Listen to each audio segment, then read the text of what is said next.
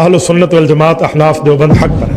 جب ہم کہتے ہیں بھائی ہم ہی اہل سنت، ہم ہی جنتی، ہمارا ہی عقیدہ صحیح، اس لیے ہم اہل سنت ہیں اور ہم جنتی۔ استغفر اللہ، لعنت اللہ علی الکاذبین، رب کعبہ کی قسم ہے، امام ابو حنیفہ رحمۃ اللہ علیہ کا جو عقیدہ ہے وہ معراج ربانی اور سلفیوں کا عقیدہ ہے، لیکن ان کا عقیدہ امام ابو حنیفہ رحمۃ اللہ علیہ کا عقیدہ نہیں۔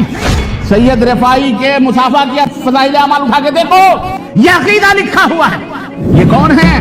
مولانا زکریا صاحب سر خیل ہیں تبلیغی جماعت کے حنفی، اصلی حنفی ہم ہیں جو امام ابو حنیفہ رحمۃ اللہ علیہ کے عقیدے پر ہیں۔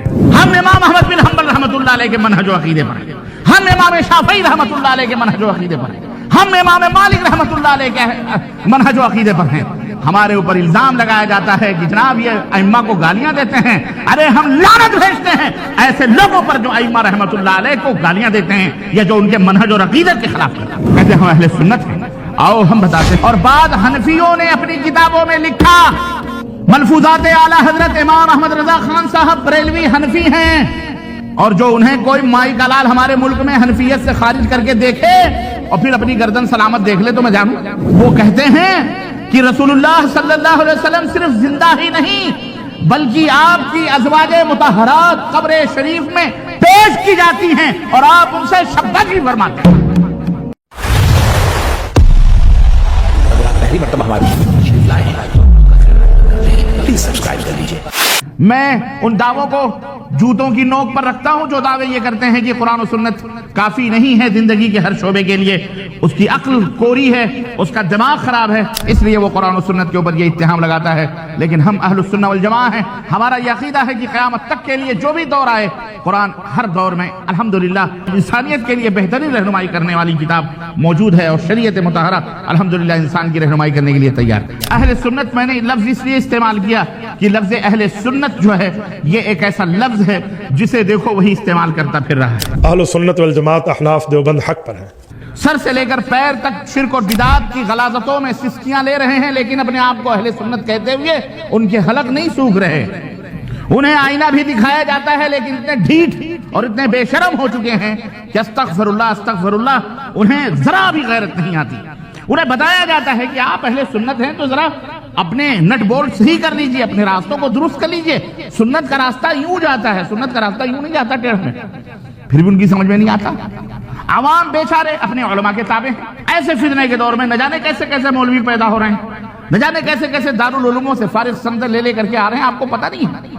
صرف داڑھیاں بڑھا لینے سے، پگڑ باندھ لینے سے آدمی عالم نہیں ہو جاتا۔ ایسے ایسے جاہل انگوٹھا ٹیک بھی ہوتے ہیں جو اپنے آپ کو فضیلت الشیخ اور عالم فاضل اور پتہ نہیں کیا کیا کہتے پھرتے ہیں۔ اس لیے میرے عزیزو یہ فتنوں کا دور ہے، یہ فتنوں کا دور ہے۔ اس فتنے کے دور میں ہر چیز گل میں، گلشن میں، نسیم سحری میں، بلبلو دیکھ لو گی گھات میں صیاد نہ ہو۔ ہر جگہ شیطان، ہر لباس میں، جیسا کہ اللہ رب العزت نے اس نے وعدہ کیا تھا، لَأَقْعُدَنَّ لَهُمْ صِرَاطَكَ الْمُسْتَقِيمَ، اے بار الہ تو نے مجھے گمراہ تو کیا ہے لیکن ایک بات سن لے کہ میں تیرے صراط مستقیم پر بیٹھوں گا، ضرور بضرور بیٹھوں گا۔ صراط مستقیم جو تیری طرف آنے والا راستہ ہے، جو جنت کی طرف آنے والا راستہ ہے، میں اس راستے پر بیٹھ کر تیرے بندوں کو گمراہ کروں گا، ان کے دائیں سے، ان کے بائیں سے، ان کے آگے سے، ان کے پیچھے سے، ان کے نیچے سے، ہر طرف سے آ کر کے میں انہیں گمراہ کروں گا۔ یاد رکھ، یہ شیطان بھی اللہ رب العزت سے وعدہ لے کر کے آیا ہے۔ اب ایسی صورت میں ہم اور آپ کتنی مصیبتوں میں ہیں آپ اندازہ لگا لیں۔ میں یہ نہیں کہتا کہ میں مصیبت میں نہیں ہوں، آپ بھی مصیبت میں، ہم بھی مصیبت میں ہیں، لیکن آپ کے تعلق سے یا اور لوگوں کے تعلق سے میری مصیبت تھوڑی کم ہے۔ کیوں؟ اس لیے کہ ہمارے سامنے واضح راستہ موجود ہے، وہ واضح راستہ جو کتاب اللہ اور سنت رسول اللہ صلی اللہ علیہ وسلم۔ یہ وہ دعویٰ ہے جو آپ کہیں گے سب کرتے ہیں، لیکن میرے عزیزو آئیے پرکھتے ہیں کہ کون اس دعوے کے اوپر سچا اترتا ہے، کھرا اترتا ہے، کون کھوٹا اترتا ہے۔ دعویٰ کرنے والے تو بہت کچھ دعویٰ کرتے ہیں، اسلام کی طرف منسوب ہیں، سب اپنے آپ کو جنت الفردوس میں جانے کا دعویٰ کرتے ہیں، سب اللہ رسول کی باتیں کرتے ہیں، لیکن ان میں کون ہے جو حق پر ہے؟ ان میں، اور ظاہر ہے کہ ان میں سب حق پر نہیں ہے۔ اور اگر معراج ربانی کوئی غلط بات بولے یہ گریبان حاضر ہے، یہ گریبان حاضر ہے، قرآن و سنت سے الگ، قرآن و سنت سے ہٹ کر کوئی بات۔ اور سنو ایک بات اور میں آپ کو بتاؤں، ایک مولوی کی تقریر سن رہا تھا، کہہ رہا تھا معراج ربانی نے 70 منٹ میں 72 گالیاں دی، یعنی ہم نے تقریر کیا کری 72 گالی ہی تھی میری تقریر۔ ہم نے کہا لعنت اللہ علی الکاذبین، اور مجھے کہہ رہا ہے مجھے اتنی گالیاں دے رہا ہے کہ ایک آدمی نے کمنٹ کیا کہ حضرت معراج ربانی صاحب نے تو اتنی گالیاں نہیں دی جتنا 1 منٹ میں آپ نے ان کو دے دی. اور کہتا ہے کہ یہ جاہل یہ وہ شیطان پتہ نہیں کیا کیا. ہم نے کہا اللہ تجھے ہدایت عطا فرمائے. رب کی قسم ہے تو جہنم میں جائے گا خبیث، لیکن تو اپنے ساتھ نہ جانے کتنے بھولے بھالے مسلمانوں کو بھی جہنم میں لے جائے گا. اے مسلمانوں، ہوش کے ناخن لو، علم حاصل کرو، علم طلب کرو. علم سے ضلالت و گمراہیاں دور ہوتی ہیں. میں بدعتی تھا، میں قبر پرست، ہاں میں قبر پرست، میں حنفی تھا، اور مجھے یہ کہنے میں کوئی وہ نہیں ہے، کوئی مائی کلال اس کا انکار نہیں کر سکتا. میرے پاس اتنی بڑی حنفی کی سرٹیفکیٹ دارالعلوم سے نکلی، میرے پاس سرٹیفکیٹ موجود ہے. اور میرا مولانا قاسم نانوتوی، اشرف علی تھانوی اور پورے سندوں میں، ہمارے سند میں یہ تمام مشائخ دیوبند کے نام موجود ہیں. میرے استاد تھے مولانا سعید صاحب، جو دلی کی جامع مسجد کی سیڑھی کے پاس جو لال مزار ہے صوفی سرمت کی، اس مزار کے بغل میں جو مسجد ہے وہ اس کے خطیب رہا کرتے تھے. سوئی والان کے قاضی تھے، وہ شیخ الحدیث تھے. انہوں نے مجھے بخاری پڑھائی، مسلم پڑھائی، میرے استاد تھے وہ. ایک بات میں آپ کو بتاتا چلوں، ہر جگہ کا حنفی ایک طرح نہیں ہوتا. سابقہ جو حناف تھے، امام ابو حنیفہ رحمۃ اللہ علیہ، امام ابو محمد، امام محمد شیبانی رحمۃ اللہ علیہ، امام ابو یوسف رحمۃ اللہ علیہ، جو استاد تھے وہ بھی حنفی تھے.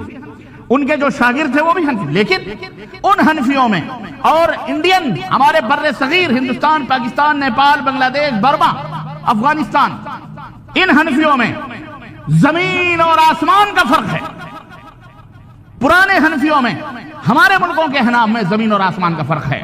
اور یہ فرق رفع دین اور آمین کا نہیں ہے. یہ فرق 20 رکعت اور 8 رکعت تراویح کا نہیں ہے. یہ فرق سینے پر ہاتھ باندھنے، ناف کے نیچے باندھنے کا نہیں ہے. یہ فرق جزوی اور فروعی مسائل کا نہیں ہے. یہ فرق جنت اور جہنم میں جانے والا فرق ہے. یہ فرق ایمان اور عقیدے کا فرق ہے. یہ فرق بنیادی فرق ہے، اساسی فرق ہے، جس کے اوپر انسان جنت میں جا سکتا ہے اور جہنم میں جا سکتا ہے. سمجھ میں بات آئی کہ نہیں آئی؟ ہمارے بہت سارے نام نہاد دھوکہ دینے والے یہاں پہ سعودی عرب میں بھی بیٹھے ہوئے کچھ ایسے ملانے ہیں جو یہاں کے مشائخ کو، ہمارے یہاں کے علماء کو، سلفی علماء کو وہاں جا کر کے ریشہ دوانیاں کر کے یہ بتاتے ہیں ہمیں غلط کہا جا رہا ہے، ہم حنفی ہیں، ہم وہ امام ابو حنیفہ کے حنفی. استغفر اللہ، لعنت اللہ علی الکاذبین. رب کعبہ کی قسم ہے، امام ابو حنیفہ رحمۃ اللہ علیہ کا جو عقیدہ ہے وہ معراج ربانی اور سلفیوں کا عقیدہ ہے، لیکن ان کا عقیدہ امام ابو حنیفہ رحمۃ اللہ علیہ کا عقیدہ نہیں ہے. بہت دور ہے امام صاحب رحمۃ اللہ علیہ کے عقیدے سے. آپ کہو گے ان کا کیا عقیدہ تھا اور آج کا عقیدہ کیا ہے؟ میں ایک چھوٹی سی مثال دوں. امام ابو حنیفہ رحمۃ اللہ علیہ کہتے ہیں جو شخص یہ عقیدہ رکھے کہ مرنے کے بعد بھی آدمی قبر میں زندہ رہتا ہے، سنتا ہے، وہ کافر ہے. اور ہمارے بر صغیر کے احناف کا عقیدہ کیا؟ کوئی نہلاتے ہوئے انگوٹھا پکڑتا ہے، کوئی مرنے کے بعد نہلایا جا رہا ہے تو کہہ لگا رہا ہے، کوئی دفن کیا جا رہا ہے قبر میں تو اس کو ٹک سے آنکھیں کھول رہا ہے. کہا تو کیسے زندہ ہو گیا؟ کہا ہم مرتے نہیں ہیں، ہم ایک جگہ سے دوسری جگہ منتقل ہو جاتے ہیں. بولو ہے عقیدہ کی نہیں؟ یہی نہیں، اللہ کے نبی صلی اللہ علیہ وسلم تو بڑے اونچے پائے کے سب سے عظیم ہیں، وہ تو مسافے کے لیے ہاتھ بڑھاتے ہیں. قبر سے ہاتھ نکال کر سید رفاعی کے مسافہ کیا تبلیغی فضائل اعمال اٹھا کے دیکھو. میں نام اس لیے لے رہا ہوں تاکہ کوئی جھوٹا نہ کہے. اٹھا کے دیکھو، یہ عقیدہ لکھا ہوا ہے. اور آل الشیخ رحمت اللہ علیہ کا فتویٰ، سماحت الشیخ رحمت اللہ علیہ کا فتویٰ، مفتی مملکت کا فتویٰ. کسی برطانیہ کے شخص نے شیخ محترم سے سوال کیا کہ اگر کوئی اس طرح کا عقیدہ رکھے تو آپ بتائیں ایسے آدمی کا کیا حکم ہے؟ شیخ رحمت اللہ علیہ نے فرمایا اسے سمجھایا جائے گا ورنہ لا تجوز وراءہ الصلاۃ، اس کے پیچھے نماز تک پڑھنی حرام. نماز پڑھنا جائز ہے. یہ کون ہے؟ مولانا زکریا صاحب سر خیل ہیں تبلیغی جماعت کے، حنفی ہیں. کون ہیں؟ حنفی ہیں. اصلی حنفی ہم ہیں جو امام ابو حنیفہ رحمۃ اللہ علیہ کے عقیدے پر ہیں. ہم امام احمد بن حنبل رحمۃ اللہ علیہ کے منہج و عقیدے پر ہیں. ہم امام شافعی رحمۃ اللہ علیہ کے منہج و عقیدے پر ہیں. ہم امام مالک رحمۃ اللہ علیہ کے منہج و عقیدے پر ہیں. ہمارے اوپر الزام لگایا جاتا ہے کہ جناب یہ ائمہ کو گالیاں دیتے ہیں. ارے ہم لعنت بھیجتے ہیں ایسے لوگوں پر جو ائمہ رحمۃ اللہ علیہ کو گالیاں دیتے ہیں یا جو ان کے منہج اور عقیدے کے خلاف کرتے ہیں. یہ بات یاد رکھی جائے. یہ ائمہ ہے اہل السنہ والجماعت. امام احمد بن حنبل کو امام اہل السنہ والجماعہ کہا جاتا ہے. کیوں کہا جاتا ہے معلوم ہے؟ ان کے دور کے مفتیوں نے، ان کے دور کے انہی مفتیوں نے شگم پرور، جو ایسے ہمارے دور کے مفتی کہ کسی کے پیچھے کسی نے نماز جنازہ پڑھ لی تو اس کا نکاح ہی ٹوٹ گیا.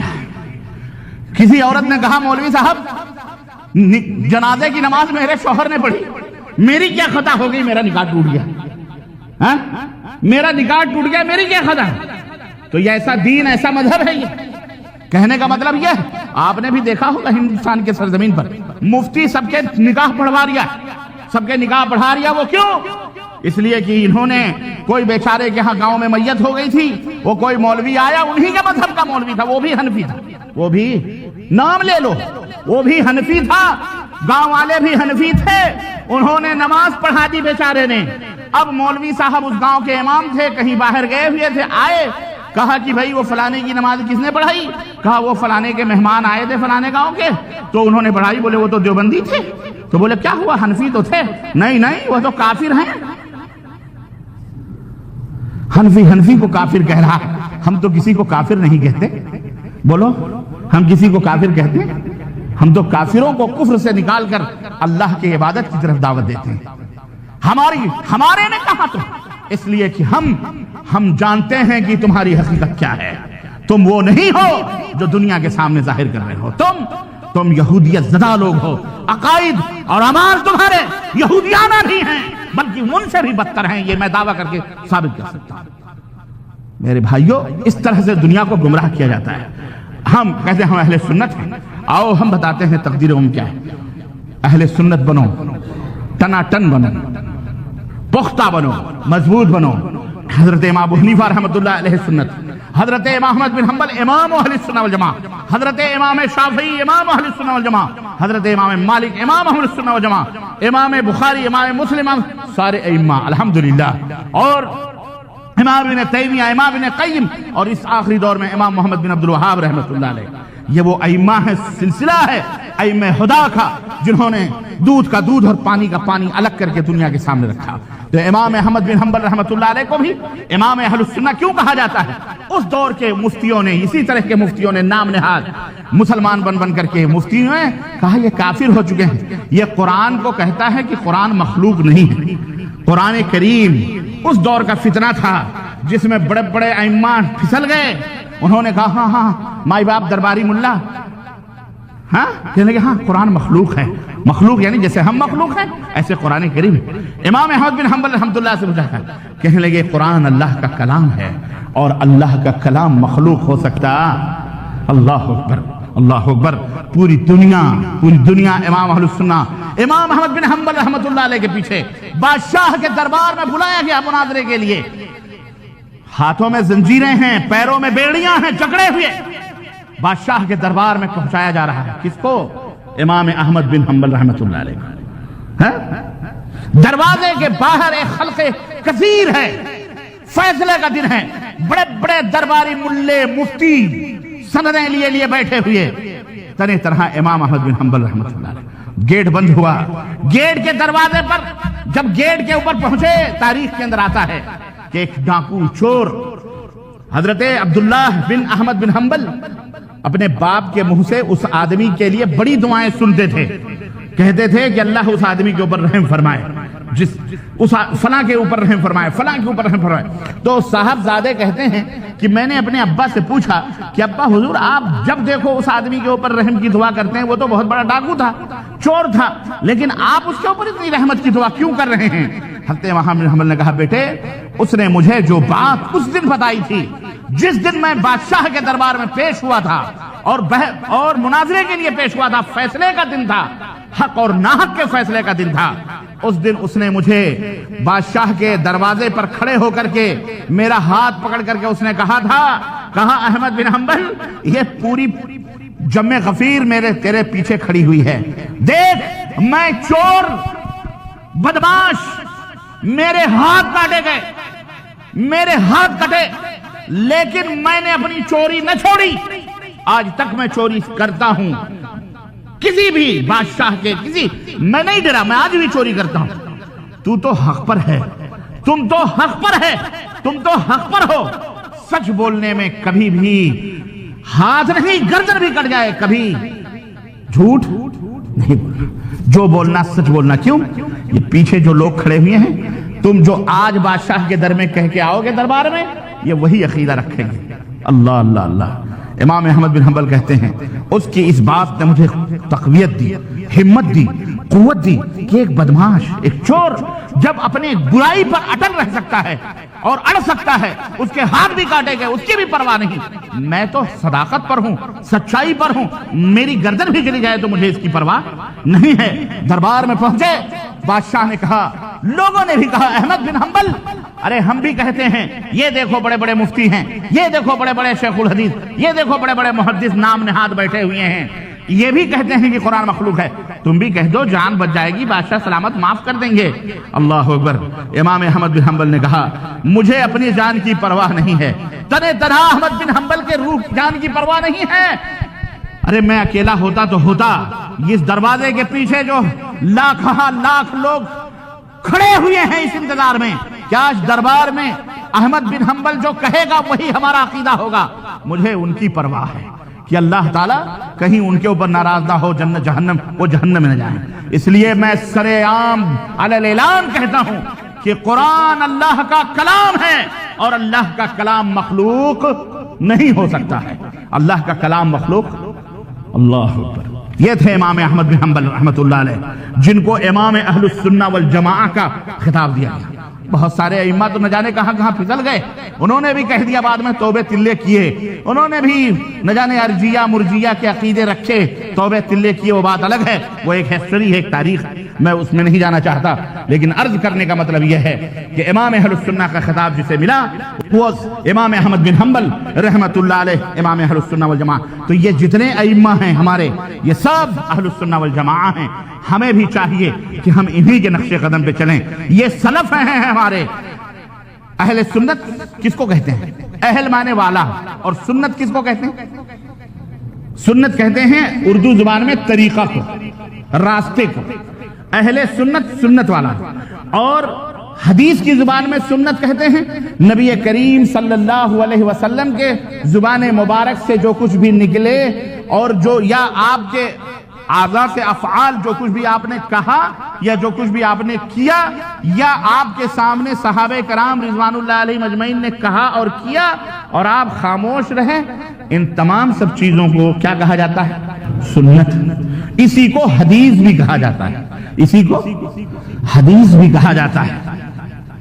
سنت اور حدیث ایک ہی چیز ہے، لیکن کچھ لوگوں نے اس دور میں تھوڑا سا فرق کرتے ہوئے، کچھ لوگوں نے کسی اور مقصد کے لیے فرق کیا تھا، لیکن لوگوں نے کیا ہوا، جہاں کہیں تھوڑا سا شوشہ ملتا ہے وہاں پورا کیا کہتے ہیں گٹر بنانے کی کوشش کرتے ہیں۔ لوگوں نے گٹر بنا لیا اور کہا کہ سنو، حدیث جو ہے نا اور سنت الگ ہے، سنت الگ ہے اور حدیث الگ ہے۔ حدیث پڑھو، حدیث سنو، حدیث کا احترام کرو، لیکن حدیث پر عمل نہ کرو۔ حدیث پر عمل یعنی چور دروازے کھولے گئے، یہ ہم نہیں، ہمارے اپنے بر صغیر ہندوستان، پاکستان، بنگلہ دیش، نیپال کے، برما کے، افغانستان کے، پورے جو پورا بر صغیر، اس کے حنفی لوگوں نے یہ بات کہی اور اس کی دلیل موجود ہے۔ حدیث پڑھو، حدیث سنو، حدیث کا احترام کرو، حدیث پہ عمل۔ اچھا کیوں؟ حدیث پہ عمل کرنا ایسے ہی ہے جیسے آگ کے اوپر چلنا ہے۔ اعوذ باللہ۔ پھر کیا کرو؟ اماموں نے جو کچھ بھی کہا ہے مان لو، بس وہی بات ختم، اپنے اپنے امام۔ اچھا ٹھیک ہے، چلو ائمہ رحمہ اللہ پہ آ جاتے ہیں۔ ائمہ رحمہ اللہ نے جو کچھ کہا ہے اس کو مان لو۔ کیا آپ مانتے ہیں ہمارے ہندوستان، پاکستان، بنگلہ دیش کے احناف؟ ہرگز نہیں۔ حضرت اگر کوئی مائی کا لال مجھے اپنے آپ کو اہل سنت والجماعت کہنے والا حنفی، ہندوستان، پاکستان، بنگلہ دیش، انڈیا کا کوئی بھی یہ کہہ دے کہ جناب علی، امام ابو حنیفہ رحمۃ اللہ علیہ قبر کو پختہ بنانے کے قائل تھے، عرس کروانے کے قائل تھے، کوئی بتائے کہ قبروں کے اوپر طواف کرنے کے امام ابو حنیفہ رحمۃ اللہ علیہ قائل ہیں، گنبد امام ابو حنیفہ رحمۃ اللہ علیہ نے بنوائی ہے، کسی کا عرس اور میلہ امام ابو حنیفہ رحمۃ اللہ علیہ نے کیا ہے، کسی کے نیاز فاتح امام ابو حنیفہ رحمۃ اللہ علیہ نے کیے ہیں؟ بتائیں शब बरात के हलवे माढ़े इमाम अबू हनीफा रहमतुल्लाह ने पकाए और खाए हैं। कब्रों के ऊपर चिल्ले और कश इमाम अबू हनीफा रहमतुल्लाह ने किए हैं। बताएं हमको। ये इमाम अबू हनीफा रहमतुल्लाह का सूफी थे। इमाम अबू हनीफा रहमतुल्लाह कादरी, चिश्ती, नक्शबंदी, सहरवर्दी, बहाई, ये तमाम से इमाम अबू हनीफा रहमतुल्लाह थे। कोई पता है कहां है इमाम अबू हनीफा रहमतुल्लाह? इन तमाम सब अकीदों से बरी हैं। इमाम अबू हनीफा क्या अकीदा रखते थे कि कब्र के अंदर मरता नहीं आदमी जिंदा रहता है? बोलो। वो तो कहते हैं जो ये अकीदा रखे वो काफिर है। आज हमारे यहाँ कहा जाता है कि रसूलुल्लाह सल्लल्लाहु अलैहि वसल्लम अपनी कब्र में वैसे ही जिंदा हैं जैसे दुनिया में जिंदा थे, दुनियावी जिंदगी। और बाद हनफियों ने अपनी किताबों में लिखा, मलफूजात आला हजरत इमाम अहमद रजा खान साहब बरेलवी हनफी हैं, और जो उन्हें कोई माई का लाल हमारे मुल्क में हनफियत से खारिज करके देखे और फिर अपनी गर्दन सलामत देख ले तो मैं जानूं। खारिज कर दो इमाम आला हजरत फाजिल बरेलवी को हनफियत से, फिर मैं देखूं तुम्हारे कितनी जान है। वो कहते हैं कि रसूलुल्लाह सल्लल्लाहु अलैहि वसल्लम सिर्फ जिंदा ही नहीं बल्कि आपकी अज़वाजे मुतहहरात कब्र शरीफ में पेश की जाती हैं और आप उनसे शब्बाशी फरमाते हैं।